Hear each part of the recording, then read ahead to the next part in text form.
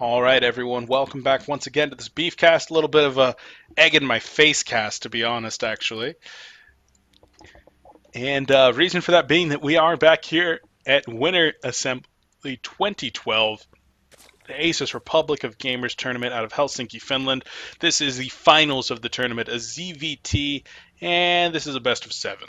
The rest of these videos I've been saying it was a best of 5 because I thought it was a best of 5, but I'm dumb. And I didn't see the little scroll bar in my stupid little replay thing.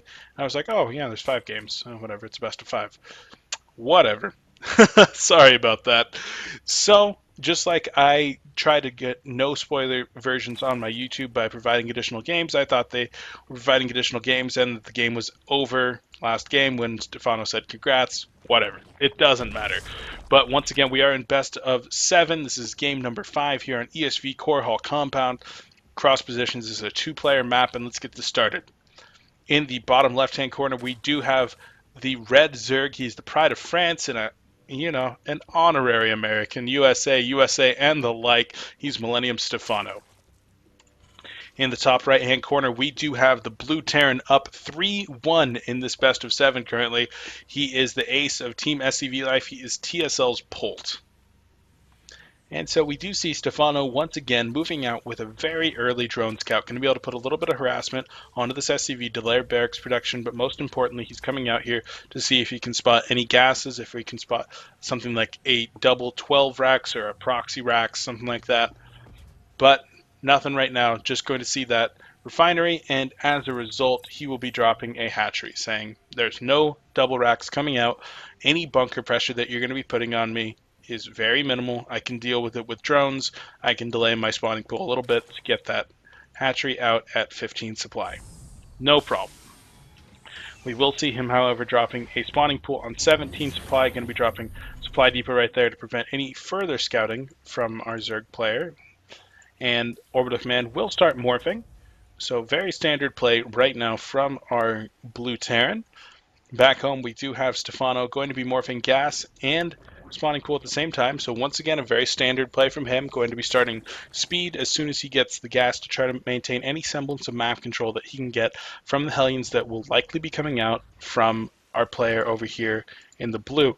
However, interestingly enough, we do see him going all the way up to, okay, he was just slow. He was just a little bit delayed on minerals at that point. I was like, uh-oh. Do we think he might be going for something else? But no. He was just going to go ahead and wait, take his time. SCV over here going to be trying to get a bunker up. Manages to pull a few SCVs off the line. No big deal. No pressure is going to be coming from that. There were 2 Marines that were rallied over there. Not going to happen. So, factory dropped, reactor being made, reactor Hellions, completely standard. Reactor Hellions in this matchup, as usual, are going to be used for map control, not so much to try to get in there and do any economic damage. If they see the opportunity, they can slip in and try to get a couple of drone kills, maybe 10, maybe 20. That would be some real Korean barbecue, if you know what I mean. But mostly they're going to be used for map control. Try to limit the creep spread on this axis right here, because once the creep spread gets all the way out here, it's going to be very easy for a couple of spine callers to push out, make sure that those Hellions aren't able to maintain the map control at that location anymore, and the Zerg will be able to push out and take his third very safely.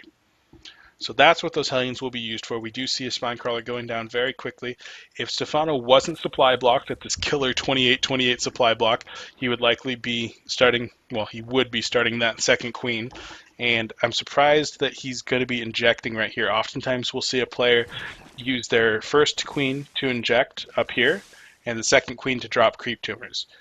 The reason that Stephano's not doing that is because he expected to have the third queen, but he hit a hard supply block right there. And as a result, he's not going to be able to get a single creep tumor down before the Hellions get over here. As a result of that, it's going to be very, very long time until he's able to push out and take his third safely. Creep spread is very important in this matchup. Creep equals safety against a Terran. And our Zerg player is not going to have a lot of creep. I'd be a little bit not happy if I were Stephano in this position. 4 Hellions outside my base and just hatchery creep spread. Not what you want. So we'll see how he goes ahead and reacts to this. Speed has finished already for the Zerglings over here. Double extractors being taken on the low ground. Only 1 extractor on the high ground. The reason that you would take 2 over here is that you're going to see that the Hellions are going to see those. almost assuredly. At some point here, the Hellions will likely see those double extractors on the low ground, and hopefully he'll say, oh crap, that means he could have a total of 4 gas at this point. At least 3 gas. He's probably going to be doing something very, very gas heavy. I might need to defend from that. I might not want to be focusing so much attention onto these Zerglings right now. And we do see double evolution chambers going down here, and a little bit of a Sim City going to be dropping another spine crawler. So right now, with these 2 chokes right here, they should be able to be pretty effectively blocked with queens, and a baneling nest going to be going up in the back. So with speed, with double evolution chambers and a baneling nest, we could be seeing something like a very strong Muta push out. Once again, we're on 4 gas, so we could see a Mutaling baneling game just like last time. But we'll go ahead and see what happens. +1 ground weapons and armor are going to be started right now. But back home for the Terran, we do have Stim finishing up right now. Medevac production is going to start right here at the 8-minute 20-second mark. Relatively fast medevacs. Could have been a tiny bit faster, but not too much. Zergling is going to be able to get in their spots. The army composition of almost exclusively Marines. And by almost exclusively, I mean exclusively Marines. And here we do have the Spinecrawler push out coming. The Hellions are going to be able to get in there, put a little bit of damage onto the Queen, and they're probably going to retreat right there, yeah. They could have gone in, but they saw all those Zerglings, and Zerglings inside of a Sim City right there, with a couple of Queens and Spinecrawlers on your retreat path. That would be a one-way ticket into that base. You would not be coming out of there. But with these Marines and a couple of medevacs right here, there's going to be a relatively strong push coming out of our Terran player. And right now, our Zerg player is in a very bad way, being at almost 10 minutes right now, not able to take a third. The drone is going to be coming out, but it's going to get roasted by these Hellions. It is going to get roasted by these Hellions. Roast it. Roast it. Don't make me look like an idiot. Yeah, you made me look like an idiot again. Stim on these Marines onto the Spine Crawler.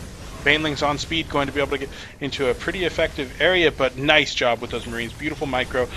Hellions able to roast a couple of those Banelings and generally able to, I gotta put that on silent for now. And Marines could be able to take out the first Spine Crawler and now the second Spine Crawler. We do have more Banelings morphing into the background over here. That'll bring our Baneling total up to 9, I believe. And that's going to be a large amount of Baneling. Scan going down. He's going to see all this coming out on him. He wanted to clean up that creep, but this is going to be his demise. He's going to have to lift off into those medevacs at this point. Lift off!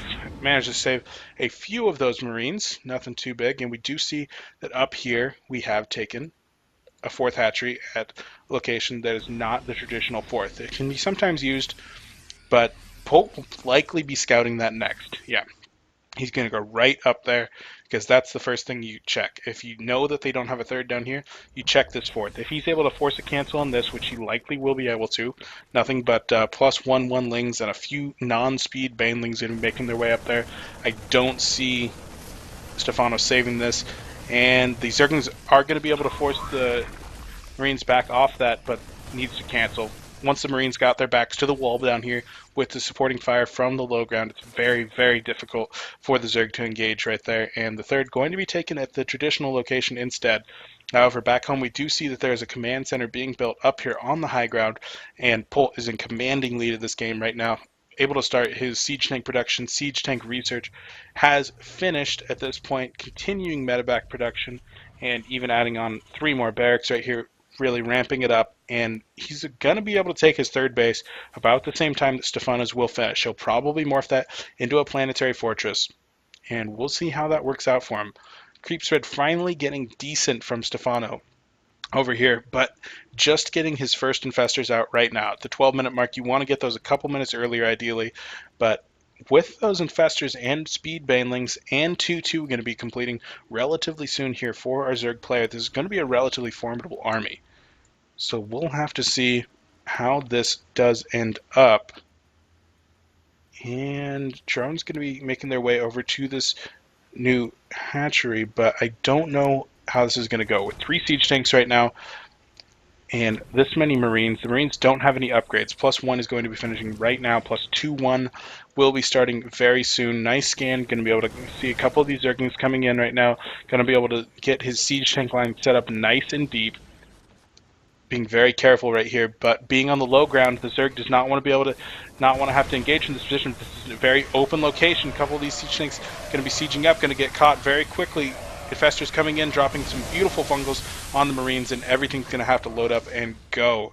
Beautiful engagement from Stephano. Once again, like I was saying, this low ground over here, you do not want to have to engage right there. You want to be able to engage up in this area. If you engage from this location, there can be siege tanks here with a Marine contingent right here. That is ugly. Ugly, ugly from a Zerg. I've done that many times as a Zerg player myself, and it is not fun. However, the same is kind of said from the Terran player over here. You do not want to have to engage with the Zerg coming down this ramp because you are not able to effectively get your siege tanks into this position right here and cover your natural at the same time. So this is a hard position to defend. Thankfully, though, the Terran have Planetary Fortress. So that Planetary Fortress will be finishing up right now, and with the only attacking units being Zerglings and Banelings, relatively effective will that Planetary Fortress be. A little bit speaking like Yoda there, but Banelings are very effective against the Planetary Fortress. And I would like to see Banelings detonate right there, and beautiful job. The Planetary Fortress falls. All the Banelings go, well, a couple Banelings manages to survive there, 4 in actuality, but the Planetary Fortress is gone. And Stephano managed to retain his base, going to be able to get the drones into the gases right here, and managed to take a fourth. The fourth is going to be a little bit closer to the Terran than this one. Well, that's not even true because he expanded right there, and he's going to re-expand there very soon. This is actually probably a better location, so strike that one from the record. We do see that another hatchery is going to be coming up. That's the one right there, not a macro hatch. Macro hatch has been complete for a long time, and the Terran going to be able to siege up right here, making sure that the Zerg is not going to be able to defend this very effectively. Going to be starting his siege tank line pretty deep, but he does not have a whole lot of siege tanks. In total, there are 5 siege tanks, 4 with the army, 1 has just been produced, and instead the Zergling is going to instead opt for a counter. Beautiful decision right there. The likelihood that there are going to be siege tanks back home to defend from that amount of Zerglings and Banelings is pretty minimal. So he's going to be able to go over there and try to hit the third, see that that's not there, and then he's going to cut up into the natural, and as soon as the Terran sees that, he's going to be forced to retreat. There's almost no way that he's going to continue barreling down onto the third if there's a lot of Zerglings in his main. However, Stephano instead not choosing to do that, going to go ahead and lose his fourth base. They're supply blocking him in the process, and I'm a little bit disappointed that he didn't go in there. There was no siege tanks there to defend, and I think that was a decision that might have actually cost Stephano quite dearly. We do see that the siege tanks are sieging up in that position that I was just talking about right now. You want to engage up in this area as the Zerg. You do not want to engage on this little choke right here. Marine contingent on the low ground. And we do see that the Zerglings are going to be coming in from a funnel.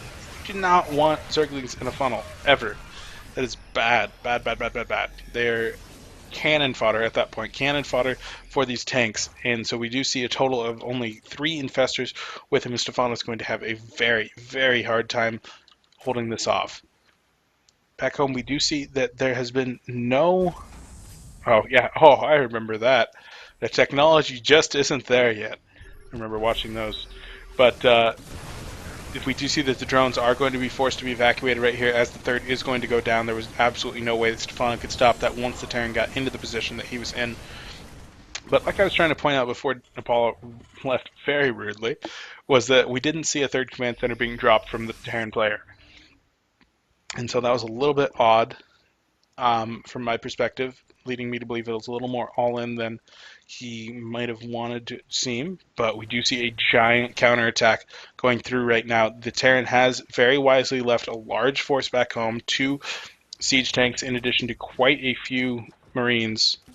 But instead, he's going to choose to go ahead and cut off this army that was unsieged. Beautiful choice there by Stephano. We do see Ultras have come out already, and with that chitinous plating, they're going to be able to take a lot of damage from these Marines. Very few Marauders here in the army, going to be able to clean up absolutely everything, and I think the Infestors will probably even be able to clean up some of these medevacs once they group up. Beautiful, beautiful job right there. Going to chain fungal down those 5 medevacs, and all of those will fall. Nice job by Stephano. And that is a very, very good use of his energy. So at this point, Stephano has reestablished his fourth over here at the 9 o'clock position. And Stephano is actually looking not in the worst position right now. He's up by 30 supply, which is a decent lead, with ground carapace level 3 finishing with 3 weapons already done. This Infestor, Ling, Baneling, and Zergling-based army, Infestor, Ling, Bling, Ultralisk. Those ones, the ones that I just said, is actually relatively formidable against its primarily tank and marine-based army. Marauders are starting to be added at a pretty high rate, and as I've said before, Marauders are highly effective against both Infestors and Ultralisks, so this is the correct decision from our Terran player right here. But going to be sacrificing a couple of units there to try to get the Terran contingent, but being covered by siege tanks is not where you want to be sending units in. Ultralisks are going to be waiting right now for the +3 armor before they do want to charge in there. At +3 armor against the +3 Marines, they are going to be only taking 4 damage per Marine hit. Very strong against the Marines. And we'll see how this engagement comes out. Very nice job. Going to go ahead and spread his units out. Does not want to be taking additional siege tank damage. Throws out a couple of infested Terran. Tries to tank up some siege damage. And Zerglings and Infestors are going to be cleaning up the entrance to the natural over here. And they say, hey, if you want to defend that third, I'm not going to have anything over there.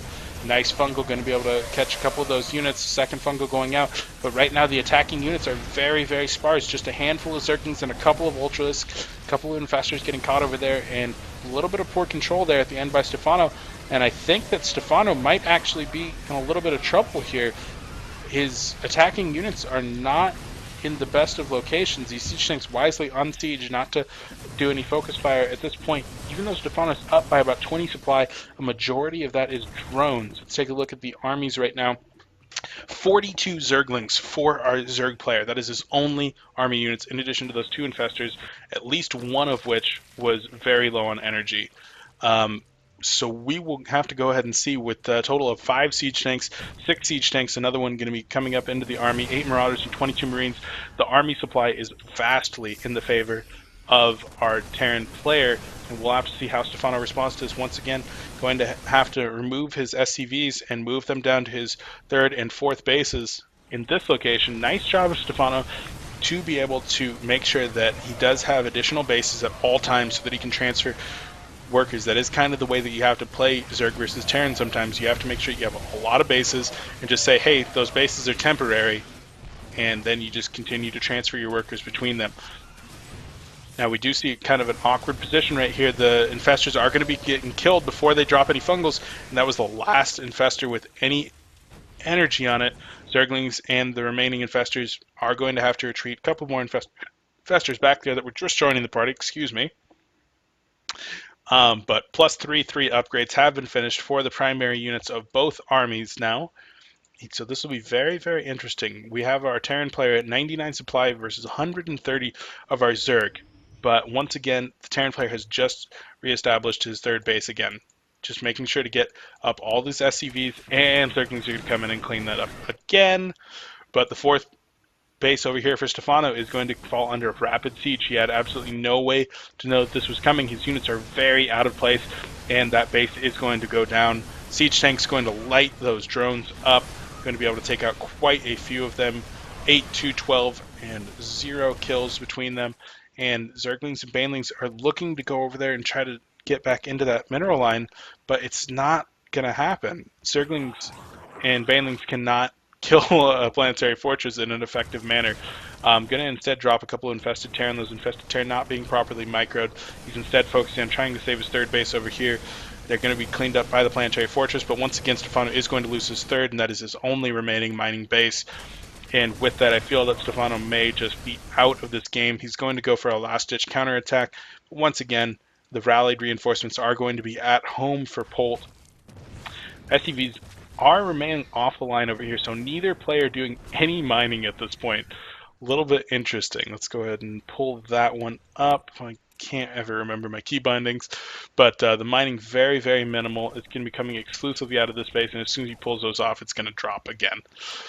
So a little bit interesting. We do see a little bit of a back and forth here between the 2 armies in the middle, and drones actually long distance mining from the 4th base over here. Look at how long that long distance mining is. That's absolutely insane. And so let's take a look here at the armies. Once again, we do have 11 siege tanks for our Terran player. They should have +2 upgrades, yep. And that is going to be brutal for our Zerg player to deal with. Ultralisks take so much damage from Marauders and siege tanks. and just one volley from these siege tanks is going to kill any of those Ultralisks. One volley. Ultralisks at 500 life here. The armor is largely negligible because of the high damage from the siege tanks do. Armor works a lot better against fast attacking units than slow attacking units, and so we do see these queens. These queens are done. Look at that one. He took so much damage from just 2 shots right there. And so the Zerglings and Banelings are going to be coming up here into a counterattack once again, instead bypassing the siege tanks. It's very interesting how a siege army works. The siege army for the Terran is going to be siege tank based, whereas the siege army for a Zerg is going to be Broodlord based. And so with a Zerg that has Broodlords, the Terran will end up just trying to dodge the army, instead counterattack and drop at other bases. And the Zerg's trying to do the same thing here with his army, avoid the siege tanks, the highly immobile force, use their mobility and their ability to shut down the economy of the opposing player to reestablish themselves into the game until they can get the units they need to go ahead and counter. Burrow just finally being researched right here, going to be able to burrow those infestors. That's something he needed a long time ago. As a result, he's lost a little bit too many infestors throughout the game, but look at these siege tanks. Going to be able to get a couple of shots off, but Stephano able to get out of there pretty quickly.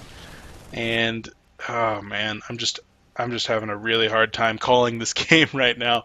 Both players are only going to be mining off of one base. The 4th base had once again being taken out, but long distance mining over here for Stephano, but with a ton of workers versus very few workers, but a close mining position. So we do have 21 SCVs and a few mules that are going to be called down versus 44 workers long distance mining. Let's take a look at the income once again, because I'm interested to see which one's winning. Looks like our Terran player is winning, but not by that much. So very interesting. We do see that 2 more hatcheries are going to be coming down at both of the 3rd positions, the 3rd and the 4th that he had originally taken as his 3rd.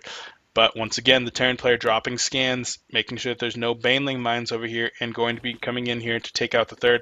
But like I said, with these drones and this other base coming up right now, he's probably just going to try to pull off the SCVs or the drones as fast as he possibly can.